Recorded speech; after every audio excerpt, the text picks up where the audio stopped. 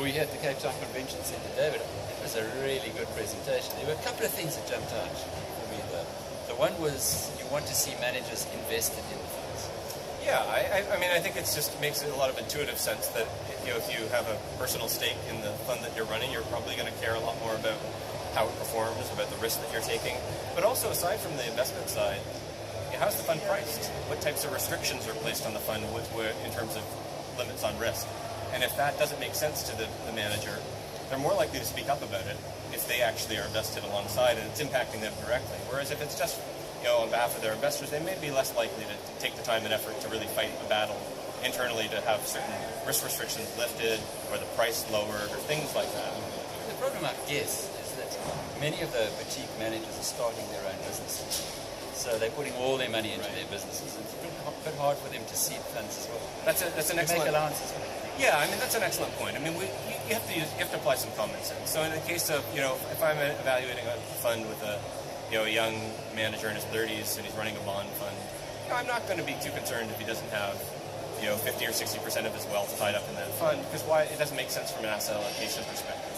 Whereas, he would be more likely to have most of his money in equities because he has a longer-term time horizon.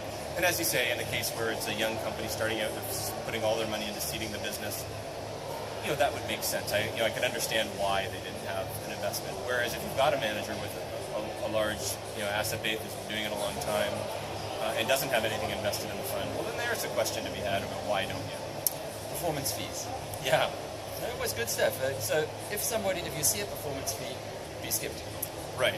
With performance fees, the devil's in the details, and there's all sorts of ways in which an unethical manager could, if they wanted to, manipulate them to stack the odds quietly in their favor by influencing the sharing rate that they take, the benchmark that they choose to use, whether they include some sort of high watermark, which would say, if the fund runs up and they generate performance fees on the way up, and then the fund collapses and then rebounds, they don't get to collect the fees on the rebound again because they already generated them on the way up the first time.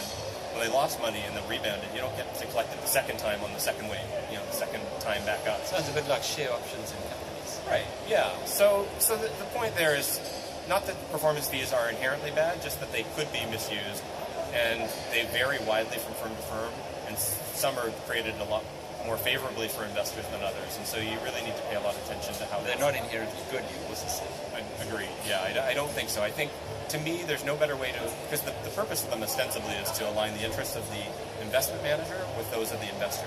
So the manager only gets paid if the investment does well. To me, there's no better way to align the interests.